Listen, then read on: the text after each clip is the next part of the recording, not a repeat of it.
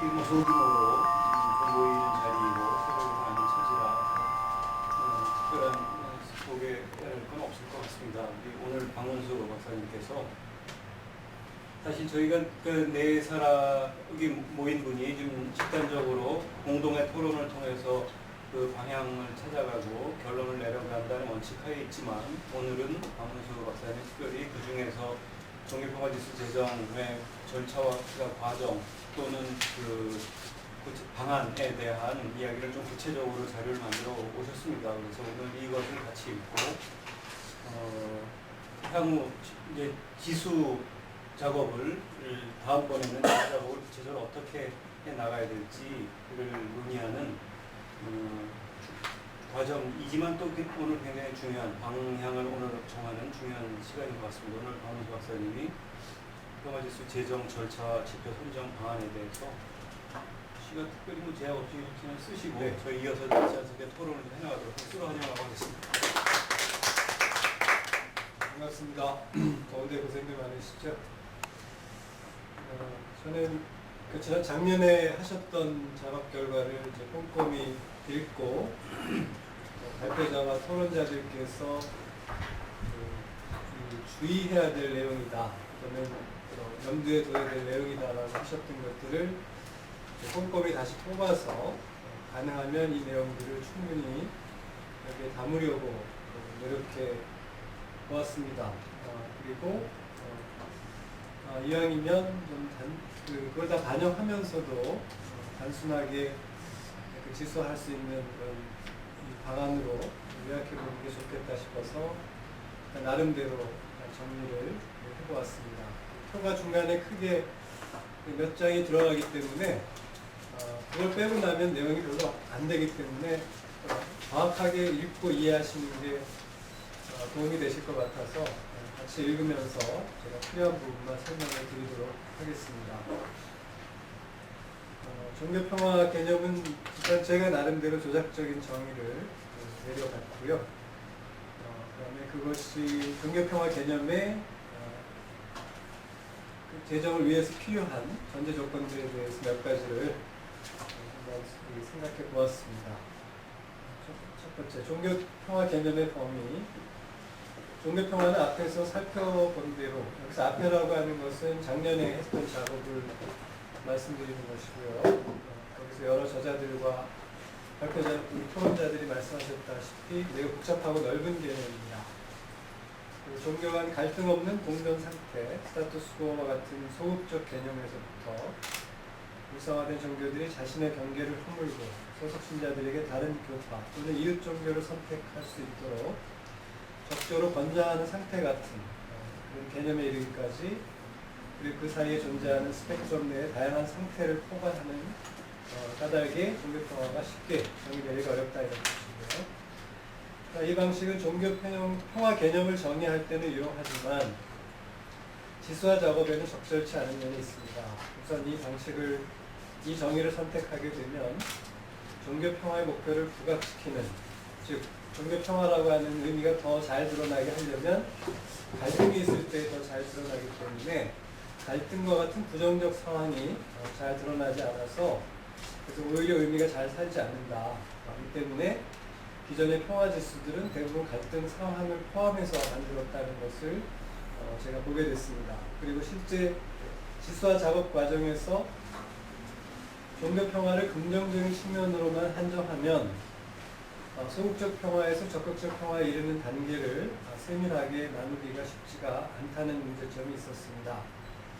그리고 갈등은 이미 역사적 현실적 경험을 통해서 종교사 안에서 지금 현재 우리가 경험하고 있는 걸 통해서 등급 구분이 가능할 정도로 사건들이 많이 축적되어 있죠.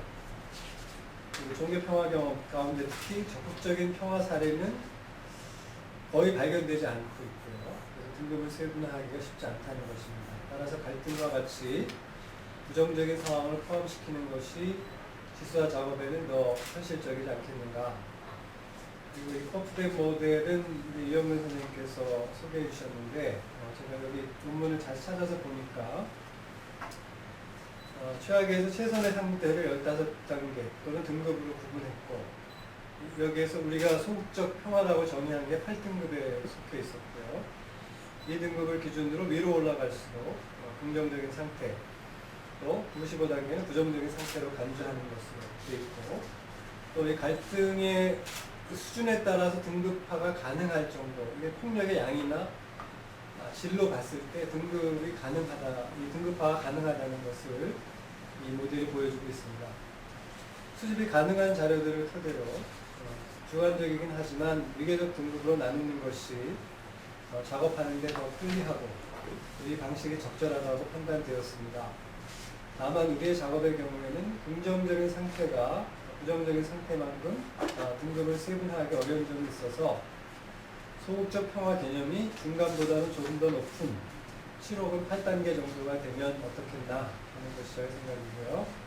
따라서 우리가 생각하는 종교 평화는 종교 간에 벌어질 수 있는 최악의 상태인 직접적 무력 충돌로 살상이 일어나는 상태, 소위 이제 전쟁, 핫워에 해당되는 것이고요.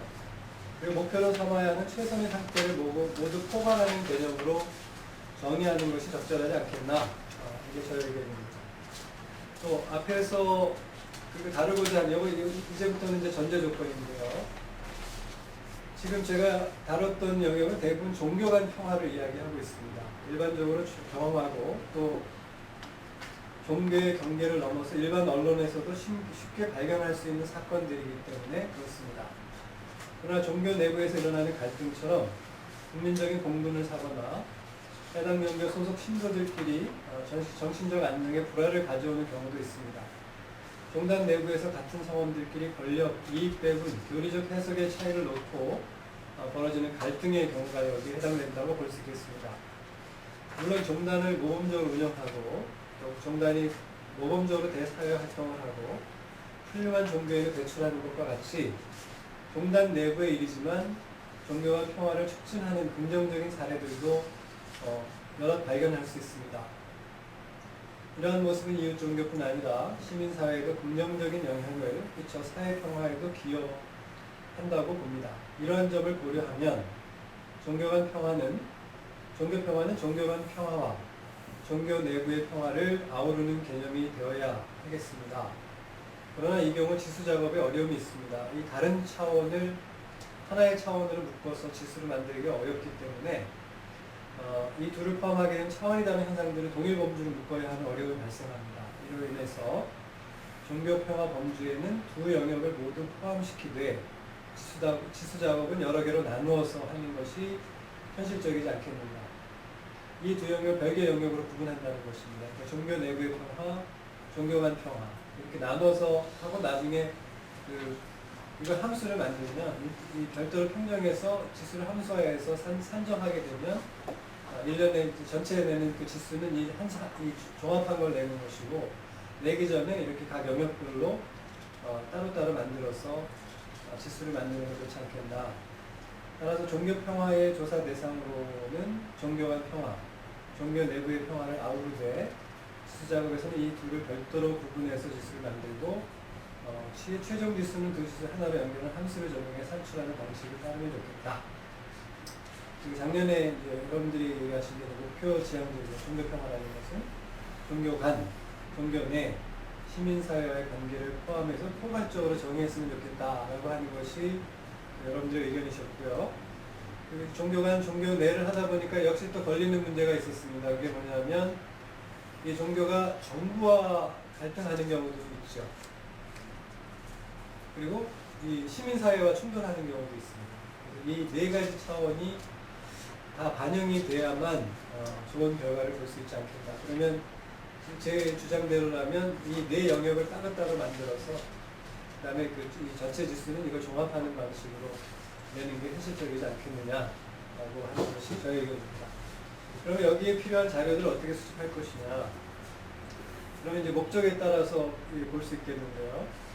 종교평화 지수를 제정하는 목적은 한국 사회 안에서 종교가 갈등의 원천이 아니라 평화를 촉진하는 역할을 할 수 있도록 격려하고 또 종교 내부의 경각심을 일깨우는 데 있다고 봅니다. 또한 시민사회에는 종교에 대하여 건전한 비판과 감시 기능을 수행할 수 있도록 함으로써 종교가 한국 사회에서 바람직한 역할을 하는데 기여할 수 있도록 하기 위함이라고 생각합니다.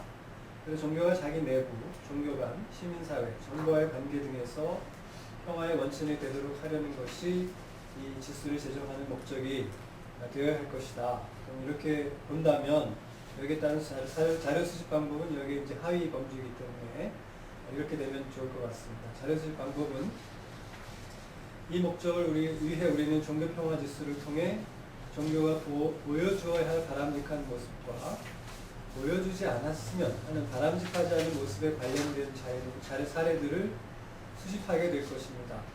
이 사례들은 주로 사건화되어서 종교 내부 또는 외부에 드러난 현상들이 될 것입니다.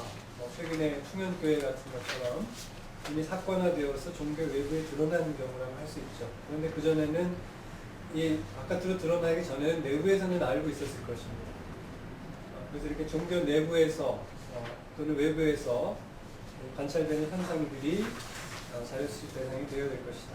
그렇다면 자료의 원천은 먼저 종교기관이 운영하지 않는 주요 일간지, 또 공중파 텔레비전과 라디오와 같은 매스미디어, 그리고 이 미디어들이 운영하는 인터넷 언론과 인터넷에만 존재하는 독립 언론들이 있습니다. 여기가 1차적인 자료 수집 대상이 될 것이고요. 뉴스 수집이 될 것이고, 두 번째는 이보다 종교 내부 사정에 밝은 종교만을 대상으로 하는 범종교적 신문 또는 교단지가 대상이 될 것이고요. 세 번째는 각 종단 내부 사정에 밝은 전문가들을 패널로 선정해서 일정 간격으로 설문조사 또는 심층 면접을 통해 상기 두 자료에서 누락되는 사례들을 수집하는 것입니다. 네 번째는 시민사회계에 속한 특정 단체의 모니터링 역할을 부여해서 이들에게 관련 자료를 수집해야 하는 것입니다. 이 자료들은 우리 팀에서 구성하는 종교평화 지표에 따라 분류하고 빈도수로 표시한 다음 주수와 공식에 따라 등급별로 점수를 계산할 때 틀려보도록 할 수 있겠습니다. 대상은 종교 간 관계는 종교 간 갈등 사례 또는 평화 촉진 사례, 기타 종교 간에 발생할 수 있는 상기 유형을 제한 모든 사례를 조사하고요. 종교 내부는 사회적으로 물의를 일으킬 만한 종교 내부의 갈등 사례, 또 바람직한 종단 운영 사례, 긍정적인 대외 활동 사례, 모험적인 종교 사례, 기타 상기에 포함되지 않는 모든 사례들이 조사 대상이 되어야 될 것이고요. 종교와 시민사회는 종교와 시민사회 간의 협력 사례, 이것은 이제 긍정적인 측면이죠. 그리고 갈등 사례가 있고 또 여기 포함되지 않은 사례들이 있겠으며, 마지막에 다는 나가 잘못됐습니다. 나가 되고요. 종교와 정부간의 협력 사례와 갈등 사례, 또 포함되지 않은 사례. 이 네 영역을 하나로 아우르는 지표를 만들 수 있다면 바람직하겠지만, 불가능하다면 앞에서 전제하였듯이 이 각각을 별도로 지수화하고 최종적으로 발표하게 되는 이 지수는 이 넷을 종합하여 내는 방식을 따를 수 있지 않겠나 하는 것이 저의 생각입니다. 여기 이제 1단계 그 종교평화라고 하는 개념을 어떻게 정의할 것이냐에 관련된 내용들이었습니다. 2단계는 그러면 이 수집된 자료들을 지표에 따라서 이제 분류해야 되는데, 그런 분류할 수 있는 지표를 어떻게 만들 수 있을 것이냐. 저는 이제 가능하면 이걸 등급화해서 이렇게 만들어 볼 수 있겠다. 그래서 그 지표 선정하는 방법들을 여기서 제시하고자 합니다. 이 작업에서 지표는 현재 발생하고 있는 종교 간 갈등에서부터 종교 간 조화로운 공존, 더 나아가 상대방을 이해하고 존중하는 단계에 이르기까지 전 과정을 5단계 또는 등급, 10단계로 나누고 각 단계를 대표하는 사건 또는 현상을 기준으로 삼는다. 그래서 기준으로 삼을 때 여기에 적합한 이제 키워드를 이제 만드는 방식인데, 이게 컴퓨터에서 했던 방식입니다. 그래서 한국에서 발생한 사례는 제한적이기 때문에 지표에는 해외 사례도 참조하는 게 좋을 거라고 봤고요. 해외 사례는 종교사 안에서 실제로 일어났던 또는 일어나고 있는 사건의 유형들을 모두 포함시키면 좋겠습니다. 예를 들어 이런 것입니다. 현재 세계에서 벌어지는 종교와 갈등의 사례, 공존 사례, 상호 존중과 이해 사례들을 모두 수집하는 것이죠. 이를 목록화합니다. 근데 이 목록화한 것, 김대식 박사가 이제 목록화한 것 같은 경우는 주로 이제 국내에서 발생한 사례들이었습니다. 그리고 이것을 목록화하면 이를 정도에 따라 10등급으로 분류할 수 있을 것이라고 봅니다. 여기서 상호 살상 또는 살상행위가 포함된 일방적 탄압이 벌어지는 경우를 가장 평화롭지 않은 전면전 단계의 1단계로 상정합니다. 여기서부터 상호 위해 행위를 하지는 않는 소위 공정 상태로까지 점점점 단계가 올라갈수록 그 갈등의 정도가 낮아지는 방식으로 구성을 하고요. 그래서 본작업은 7단계 정도로 상정하고, 그리고 이것이 더 발전하여 적극적인 존중, 이해 과정으로까지 높아지는 단계를 대략 3단계로 나눠서 총 10단계로 설정합니다. 자신의 종교 안에서 이웃 종교의 개종까지 자유롭게 권장하는 단계까지 나아갔으면 좋겠으나 이는 제도로서의 종교에서 포기하기 어려운 것이어서 그리 현실적이진 않습니다. 그럼에도 불구하고 저는 넣습니다. 따라서 적극적인 존중과 이해의 노력을 시도하는 상태를 최고 단계로 삼는 것이 적절해 보입니다. 이를 조금 더 상세히 설명해 보면 다음과 같습니다. 살상행위가 포함되는 갈등을 10단계로 또는 10등급으로 설정하였다면 9단계, 9등급은 이보다 폭력성이 완화된 이웃 종교인들에 대한 신체적 폭행, 종교시설에 대한 방화 등을 설정할 수 있겠습니다. 이런 식으로 6단계까지 갈등이 완화되는 정도에 따라 지표가 되는 사건을 선정하거나 여러 지표가 되는 것들을 보고 그것을 또 개념화할 수도 있겠습니다. 7단계는 최소한의 평화의 공존으로 상정하고 8단계에서 10단계까지는 적극적인 이해와 존중 노력과 같이 긍정적인 시도와 사건들을 긍정적인 정도에 따라 지표로 삼는 것입니다. 이때 사건과 현상을 각 단계를 대표하는 개념이나 단어로 정의할 수 있겠습니다. 그러면 이 정도의 차이를 어떤 기준으로 나눠 10단계로 분류할 것인가? 우선 기존 정치학에서 갈등과 평화의 정도를 폭력의 강도에 따라 구분하는 방법을 사용해 볼 수 있을 것입니다. 물론 이 방법도 수학에서와 같이 등간 척도를 정확하게 구성할 수 없습니다. 따라서 우선은 본 연구팀의 연구자와 관련 분야의 전문가들이 조작적으로 결정하는 것이 현 단계에서 최선으로 보입니다. 우선 기존 자료를 활용하는 방식을 이 과정을 필자 임의로 한번 진행해 보겠습니다. 1단계로 김대식 박사의 사건 목록을 사건에 관련되는 영역들 중심으로 분류해 보겠습니다. 2단계로는 종교 간 관계, 그러니까 여기 해당되지 않는 것, 종교 간 관계에 해당되지 않는 것은 다 빼버리고 해당되는 영역만 남겨놓습니다. 3단계로는 남은 영역을 가능한 대로 등간 척도와 유사하게 10등급으로 분류해 보겠습니다. 1단계 사건을 보시면 맨 오른쪽에 관련 영역이라고 되어 있습니다. 사건 설명까지는 김대식 박사가 하셨던 작업이고요. 이 관련 영역을 이 사건 범주가 제가 보고자 하는 종교 간, 종교 내부, 시민사회와 관계, 그 다음 정부와의 관계, 거기에서 어느 게 해당되는 거냐라고 하는 것을 관련 영역으로 제가 표시를 했는데, 그래서 종교관이라고 하는 건 종교관 관계에서 일어날 수 있는 일이다. 또 종교관과 종교 내부가 있는 것은 종교관에서도 일어날 수 있고 종교 내부에서도 일어날 수 있는 일이다 라는 뜻이고요. 종교관 시민사회라고 하는 건 종교관에도 일어나고 시민사회 관계에서 일어날 수 있는 일이다, 이런 의미입니다. 그 다음에 정부가 들어간 거는 거기에 정부하고도 발생할 수 있는 일이다, 이런 뜻입니다. 또 시민사회가 들어간 건 시민사회가 들어갈 수 있다, 시민사회하고 발생할 수 있는 일이다, 이런 뜻입니다. 이렇게 해서 32개의 영역에 대해서 1차 분류를 시행했다고 보시면 되겠습니다. 6쪽, 7쪽은 관련 영역을 이렇게 제가 임의로 주로 많이 관련된다고 사료되는 영역을 이렇게 이 관련되는 범주별로 나눴다, 이렇게 보시면 되겠고요. 그래서 표 2를 이제 다음 제처럼 이제 구분했고요. 그래서 이 김대식 박사는 사건 유형을 갈등의 강약에 따라 크게 세 부분으로 나눠 010까지는 강한 갈등 양상, 1에서 2호까지는 일반적인 갈등 양상, 마지막 2에서 3위까지는 완화되는 범주들을 나름대로 등급에 따라서 그 갈등의 정도하고 강도의 수준에 따라서 이렇게 구분했다고 하셨거든요. 그래서 저도 이제 여기서 어느 부분적으로 참조를 했고요. 그럼 2단계에서는 이 앞부분에 이렇게 나눠놨던 것들 중에 종교 간에 해당되지 않는 것, 종교 내부에만 해당된다든지 종교와 시민사회 관계에만 해당된다든지 또 종교와 정부와 관계되는 것은 다 삭제했습니다. 그건 나중에 종교 내부에 관련되는 것만 하고자 할 경우에는 그것도 살려서 볼 것이고요.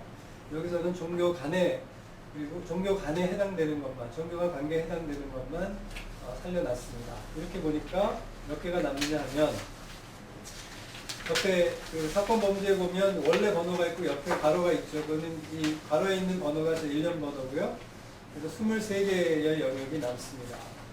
김대식 박사는 국내에서 종교 간, 종교 내부, 그리고 종교와 시민사회 또는 정부와의 관계에서 발생했던 거의 모든 사건들을 열거하였습니다. 그러나 이 목록에는 아직 일어나진 않았지만 최악의 경우 발생할 수 있는 종교 존재, 또 지배 종교가 소수 종교들을 무력으로 탄압해서 인명살상이 일어난 사례들은 열거하지 않고 있습니다. 실제로 이런 사례들은 종교 사안에서는 심심치 않게 발견할 수 있는 일들입니다. 그럼에도 김 박사가 이 사례들을 제외한 것은 이 사건들이 현대 한국 종교 문화 안에서 그만큼 일어날 가능성이 낮을 것이라 판단하였기 때문일 것으로 사료됩니다. 하지만 갈등의 등급을 세분화하기 위해서는 국내에서 발생하지 않았거나 일어날 가능성이 낮은 사건들도 대상으로 삼을 수 있어야 한다고 봅니다. 또한 이 지수와 작업은 현상을 진단하는 데 그치지 않고 예측하는 기능도 있어야 하고 또 국내 현상뿐 아니라 다른 나라의 상황에 적용해도 설명력을 갖도록 작성하는 것이 바람직할 것이라고 보기에 국외, 해외 또는 종교사에서 발견할 수 있는 사례들을 첨가하고자 합니다. 저는요. 그래서 2단계에서 1단계 32가지 경우 가운데 종교 간 관계에 해당되지 않는 김대식 박사의 목록에서 9가지를 제외하고 23개의 경우를 남겨두었는데 숫자는 이를 임의를 한다는 건 제가 주관적으로 구분해서 표 3으로 정리해 보았습니다. 그러니까 2단계에서 이제 토론이 필요합니다. 저희가 오늘 이제 토론해야 되는 게 종교평화 개념하고 그 범주가 제대로 이제 설정이 되느냐라고 하는 거하고 지수를 만들 때 필요한 걸 제가 네 영역이 돼야 될 것이라고 그 말씀을 드렸는데 이걸 이제 어떻게 결정하실 것인지 하고 그 다음에 제가 10등급으로 나누는데 이 등급이 과연 주관적이긴 하지만 그래도 설득력 있게 어느 정도 등간 척도에 가깝게 구성이 되어 있느냐라고 하는 것을 여러분들이 말씀해 주셔야 되리라고 봅니다. 자, 그럼 평화 등급을 저는 10단계로 나눴습니다. 그래서 이 1이 제일 심각한 상태고요. 그 다음에 10번이 제일, 10등급이 제일 긍정적인 상태라고 보시면 되겠습니다. 그럼 전면전의 경우, 종교끼리 전면전을 벌이는 거죠. 국가 간의 전쟁을 벌이듯이. 그래서 이거는 이제 인도와 파키스탄이 카슈미르에서 벌였던 건 정말 엄청난 살상이 있었던 사건이고요. 십자군 전쟁은 지나간 일이지만 역시 이슬람과 카톨릭 간의 양자 간의 피해가 굉장히 많았던 그리고 굉장히 오래 지속되었던 전쟁이라 할 수 있고요. 또 유럽의 식민쟁탈전은 뭐 전쟁에 가깝진 않지만 일방적이긴 했지만 또 대규모 살상이 동반되는 일이었습니다. 그다음에 두 번째는 이거보다 등급이 조금 이제 낮아지는 거에서 적대적 폭력이 일어나는 경우를 예를 들었습니다. 예를 들어 소규모 살상이 수반되는 폭력, 김대식 박사가 했던 사건 범주 001에 해당되는 것인데 여기서 이제 살상만 해당됩니다. 나머지는 해당되지 않고 살상만 포함시켰고요. 그러니까 북아일랜드에서 IRA, 카톨릭계 IRA하고 개신교계하고 드물게 가끔 이제 살상 행위가 일어날 정도로 갈등이 있고요. 레바논은 지금도 진행 중이고 유고슬라비아는 이제 분할이 됐지만 과거에 이제 이런 갈등이 있었고요. 동유럽에서는 가톨릭과 동방종교 사이에 심심치 않은 이제 갈등이 있고, 또 스리랑카는 불교와 힌두교 간에 아직도 전쟁이 진행 중이고, 또 필리핀, 인도네시아, 파키스탄 이런 데는 이슬람과 그리스도교 간에 이런 이제 폭력이 있습니다. 이거 잘 보도가 되진 않지만 이제 아시아 뉴스 이런 걸 보면 가끔 이런 살상 행위들이 일어나는 것이 보도되고 있습니다. 그리고 영국의 종교 개혁 시기에 국교가 다른 무속 교파들 또는 개혁 교파들에 대해서 탄압한 것들이 해당되겠고요. 알카에다도 이제 이렇게 해당된다고 볼 수 있고, 국교를 유지하는 지역에는 소규모 종파나 교파를 탄압하는 경우도 여기에 해당된다고 볼 수 있겠습니다. 3단계는 소규모의 이제 폭력적인 도발. 이거는 김대식 박사의 사건 범주 001에서 사망자 발생의 경우를 2단계에 넣기 때문에 그 나머지 2단계에서 살상만 빼고는 다 여기에 포함된다고 봤습니다. 그리고 위협 또는 파괴 그 다음에 법정에 고발하는 경우인데 이거는 김대식 박사의 범주 002, 003, 005, 008. 그 다음에 여기서 008에는 낙서, 이웃 종교의 상징물에 대한 낙서 또는 그 성전에 대한 낙서 상징물에 대한 모독만 여기에 포함된다고 봤고요. 013에서 이웃 종교의 상징물이나 성서를 파괴하는 경우를 이 정도에 포함시켰습니다.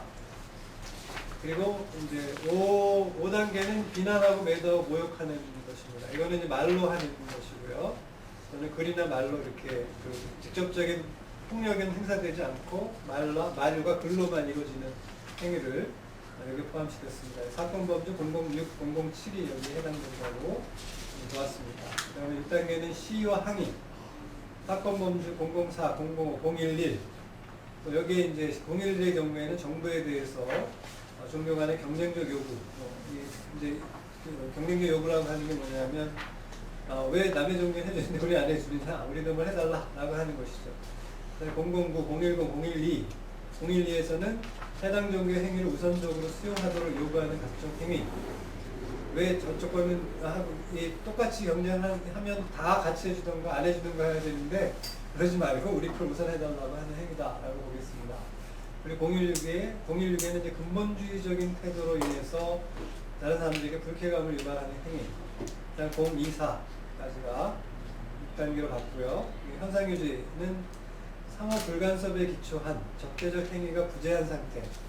그 선의의 경쟁만 일어나는 평온한 상태. 그러니까 이 상태는 종교 내부나 외부의 관찰 결과가 비슷할 때만 해당되는 것입니다.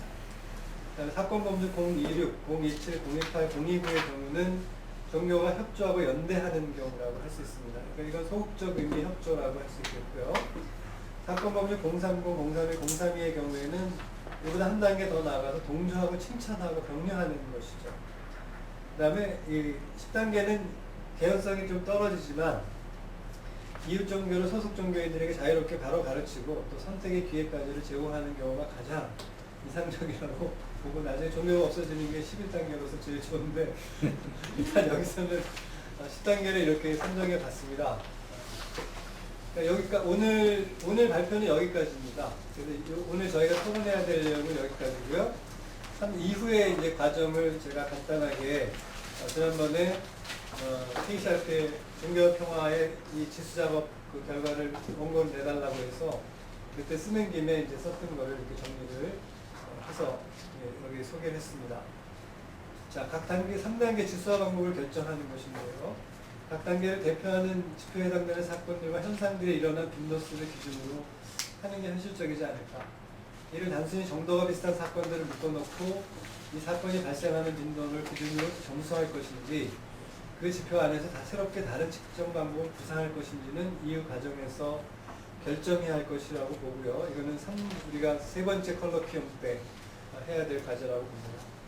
각 지표마다 계량화가 가능한 현상이나 사건들을 찾아야 하는데 이 단계가 본 작업에서 가장 어려운 작업이 되지 않을까 싶습니다. 이러한 방법도 가능하겠습니다. 당장은 각 단계마다 5개의 하위 지표를 만들고 각 하위 지표마다 2점씩을 부여하면 5개인이 각 단계마다 10점이 되고 다시 이것이 10개 단계를 구성함으로 총 100점 만점이 되게 하는 방식을 생각할 수 있겠습니다. 하나의 사건이 일어나면 2점이고 다 일어나면 10점이 되게 하는 방식입니다. 10점 만점을 하는 방식이 흔함으로 숫자가 큰 것이 부담스러우면 10점 또는 1점 척도를 사용할 수도 있겠습니다. 그러면 이때 100점 만점을 기준으로 한다고 할 때 10에서 10단위로 100까지 갈 경우 이렇게 10단위로 구성하는 10개는 중항목이 되고 중항목에 들어가는 걸 5개씩을 하면 이게 지표화 대상 항목이 되겠습니다. 여기 이영우 선생님은 여기에 대한 이제 지표에 대한 걸 우리가 스포해야 될 바를 이렇게 제안을 해주셨습니다. 그래서 이걸 좀 고려해서 이게 만들어야 될 거라고 보고요. 그래서 이게 결정이 되면 이제 평정 실험을 해봐야 됩니다. 실제로 저희들이 이 척도를 이용해서 이 지표를 이용해서 지수화가 가능한지를 저희가 한번 직접 실험을 해봐야 되는데요. 이게 만들어지면 임의의 시기 예를 들어서 2011년으로 대상으로 평정을 실시해 볼 수 있겠습니다. 그리고 평정을 해보면 문제가 되는 점들을 보완할 수 있겠죠. 이 점을 보완하고 나서는 역시 전문가들에게 자문을 구해서 추가로 문제점을 보완하고 이 과정이 끝나면 1차적인 평화지수 재정 작업은 마무리되는 것이다 라고 하겠습니다. 그럼 이제 활용하는 것은 어떻게 할 것이냐. 이 과정이 끝나면 누가 언제 어떤 주기로 평가할 것인지를 결정해야 하겠습니다. 가능하면 공신력 있는 단체 또는 새로운 위원회를 폭넓게 구성해서 매년 연말 발표하는 것을 발표할 수 있다면 좋겠습니다. 시행 과정에서 예기치 않은 문제들이 발생할 수 있으므로 이 위원회에 소속된 별도 연구팀이 이를 수정 보완할 수 있도록 하면 좋을 것입니다. 이때 기사를 중심으로 분석한 결과, 이건 정량적 분석이죠. 그다음 전문가 패널들의 평가, 전문가 평가 지수를 5대5로 해서 지수를 내는 방법도 생각해 볼 수 있겠습니다. 이거는 한반도 평화 지수가 사용하는 방법입니다. 이상입니다.